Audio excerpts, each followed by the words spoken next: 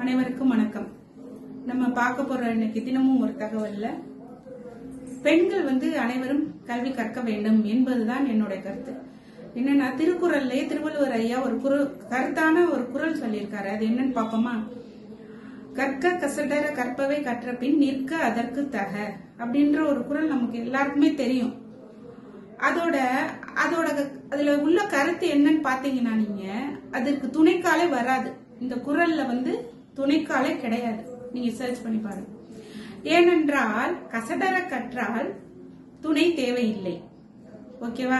ஏன்னா நம்ம நல்ல கல்வி கற்றுட்டோம்னா நமக்கு எந்த துணையுமே தேவை கிடையாது. பெண்கள் தைரியமா வெளியில போய் படிக்கணும். படிச்சோம்னா நமக்கு கடவுளே துணையா இருக்கும். பின்னாடியே படிச்சுட்டே இருக்கணும். படிச்சு நம்ம சாதிக்கும் போது ஒரு வெற்றி கிடைக்கும் பாருங்க, அதுதான் உண்மையான வெற்றி.